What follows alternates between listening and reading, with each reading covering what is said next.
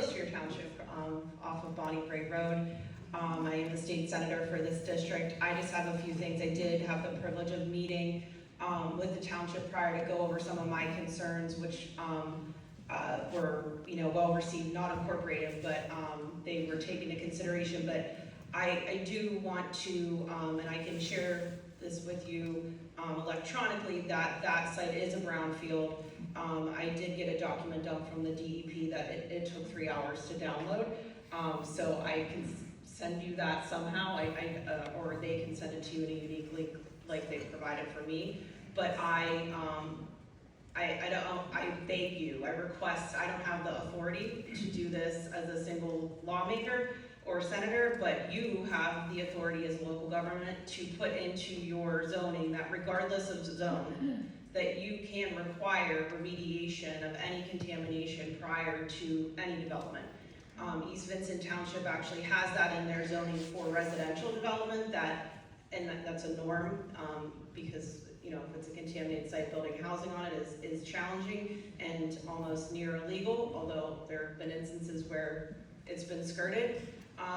I think that incorporating that is imperative to not just the ecosystem, but the amount of coal ash that is down at that site is unknown, and it is not a small amount. And if you're not aware of coal ash and coal slurries levels of radioactivity, it's quite high. It's very high. The other thing is, I did get confirmation that it was a coal-fired power plant. Then there was an oil component to it, and before it was closed, it actually was a gas-fired power plant. So there are 3 different types of energy, which means there's 3 different types of waste that were either held, processed, stored on that site.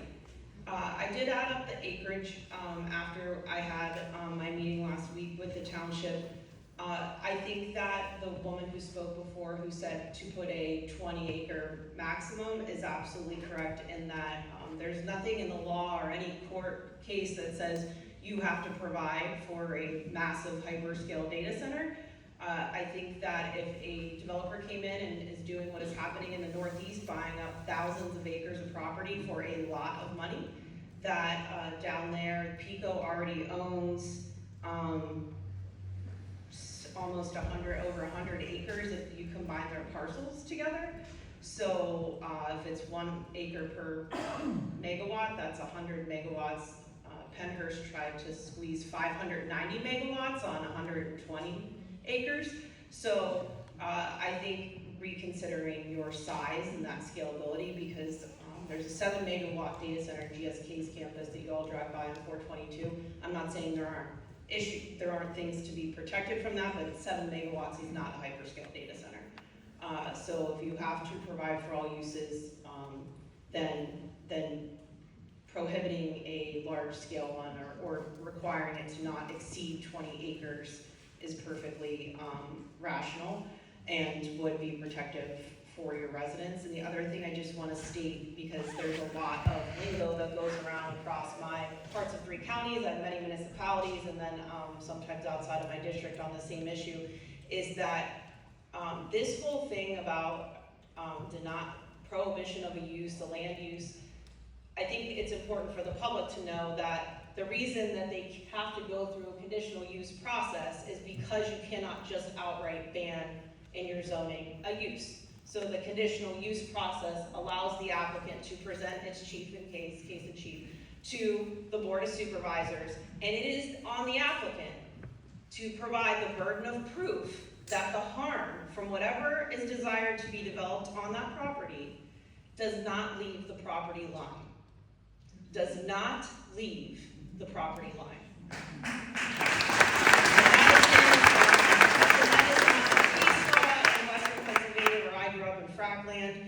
Where they have plenty more industrial development than we've all ever seen. If you can't contain the harm and the impacts at the property line, then the municipality does legally have the right to prohibit that application or deny that application.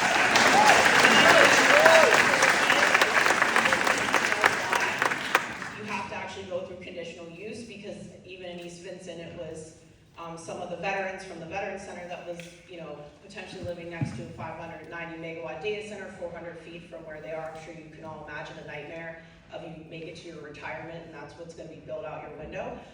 They didn't understand why the township couldn't just say no and why are we doing this whole hearing process. And I think the public needs to understand under current law prohibiting the use, you can't, but doing through conditional use and requiring these burdens approved. There are over 4,000 data centers in America right now. Not all of them are hyperscale, some are. And I have yet to have any developer, any data center owner, any property owner, any gadget of like the electronics that go with these facilities show me the harmless data center. If we have 4,000 some data centers in America, someone should be able to take us all on a tour to the one that doesn't emit pollutants, the one that doesn't make harmful health noise pollution, right? And the one that doesn't pollute and use up all the water. Where is that data center?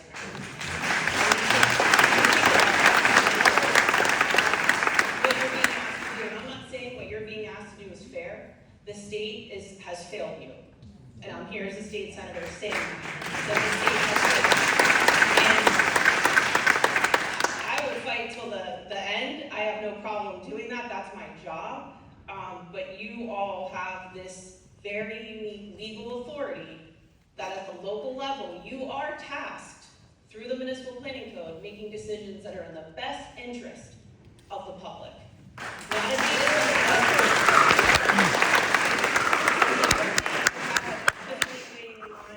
as the resident prior spoke about the utility district. Someone had messaged me earlier today and said, is this weird they have a utility district or a zoned area? And I'm like, well, every municipality like sometimes names things differently.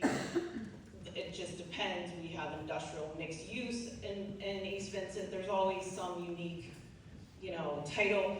I've never heard of a utility district, but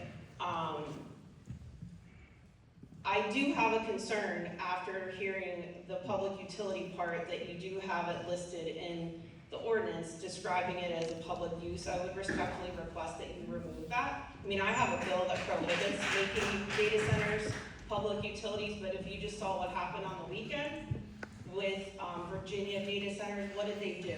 Because it was so hot. They were allowed by the federal government, which we all can't override, right, to use their generators for their sole power source so that stress was taken off the grid so that we could all run our air conditioners because we allowed Data Center Alley over 15 years to be built in one state. So what does that mean? That means that they could, in theory, be deemed a public utility if they are providing power back to the power grid that does serve the public or taking stress off of it. So I do think removing that section, I forget what page it's on, or that mention would be just legally a good idea so that you're not implying something that you didn't mean to imply and it's referenced in something later on down the way that, well, some municipalities say that we're a public utility or we're a form of one, and there are big tech billionaire bros that really do want this to be considered another metered utility. They're quoted saying that. So I would think that, and I don't know if you can rename your utility district, but that would be lovely because that makes me nervous too. But I'm not an eminent domain person, but I've heard this come up at other data center hearings, specifically in Limerick, about if data centers, just so the public is aware, any revenue that is alleged by an applicant, even though you don't have one, this is why this matters to you, is that if a data center is deemed a public utility, they pay no taxes to you locally or the school district. Zero. It all goes to the state of Pennsylvania. If I may, Senator, correct me if I'm wrong. In order for them to be a public utility, they have to go through a process with the state to get a certificate of convenience from the public utility. So we cannot, as a township, deem them a public utility that has. But the way you wrote this implies it in that section. In order for them to have the power of eminent domain, they have to get that from the state, right? They have to get a certificate of convenience, but you have to remember that where this could be proposed is next to an existing PICO substation that does have eminent domain and public utility status.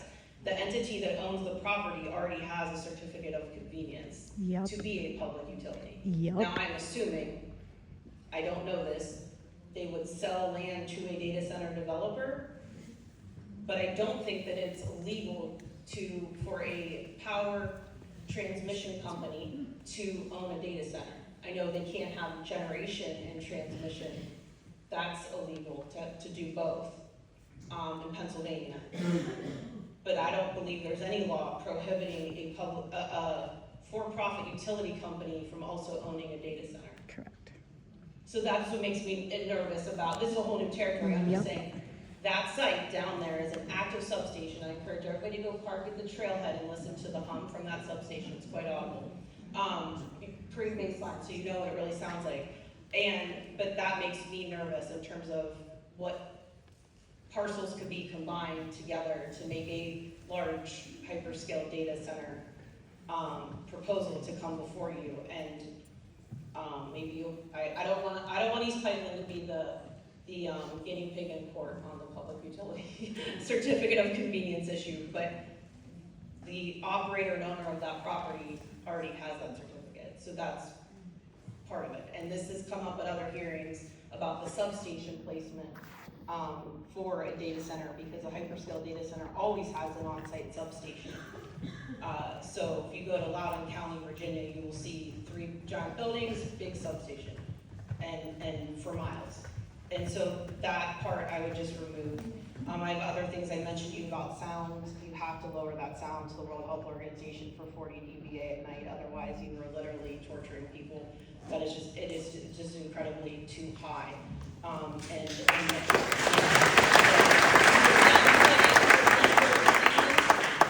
changes based on the season of the year, depending on leaves on trees, snow on ground. I can see the nuclear power plant at Limerick out my bedroom window, even though I'm not in that county, 4 miles away from me, and I can hear, so can some people here in East Vincent, hear the fans and the turbines from 4 miles away. So that changes with the seasons. It sounds like someone's mowing the lawn in the neighborhood next door. They're not. I've driven through there because I'm like, who's mowing their lawn in January? It's not. It's actually the nuclear power plant. So sound does travel quite far, and infrasound can, what we can't hear but our bodies feel, that is incredibly health harming, can travel very far distances. PM 2.5, remember Canadian wildfires when our sky was orange? That particulate travels hundreds of miles, so what do you think is gonna come out of a hyperscale data center? My final thing is, please explicitly prohibit methane gas generation. I know you have a and then there's a part about the backup power, the generators can only be for backup power. It needs to be that can't be a thing. We are not this is not an industrial place, and an industrial operation doesn't belong there. I know you have to do this in the interim of having a change in the state law, which I'm feverishly working on, but you know, I'm not in charge of everything. So the brownfield thing, please just add that in there. Put it in for all zones. If any remediation needs to be just done. We have 100 years of science to back you up on that report, 100 years. So I can send the rest of my things, but I really, also emergency responders need to be a part of this during conditional use, not land development. Every single one of these emergency responders should sign off on the approval of what is proposed. Loudoun County, Virginia built data centers. Their fire departments couldn't fit a fire truck through the first 50-some data centers that were built because nobody consulted them on the width of the fence and the gate. They also couldn't fit a truck behind the row of generators. They also didn't know where the water hookup was. They didn't know what the suppressants were used for fire inside. They also didn't have the equipment or the staffing, and that's also during construction. Technical rescues really upped their call volume for EMS and fire. So these are all things. We're volunteer fire around here. There better be a funding source. Again, working on it at the state level, because it's embarrassing that the state government, including our governor, has not thought about that at all and thinks that volunteer fire departments are going to respond to industrial size fires every, in all these data centers that are proposed. We had a gas-fired power plant on fire in Adams County, Pennsylvania on 4th of July, and Marcus Hook was flaring off gas and had a fire with a busted pipe all one day. So having stronger language and referencing the International Fire Code is your legal defensibility right there, and I'm happy to share that manual with you from Loudoun County, and thanks for letting me exceed my 5 minutes.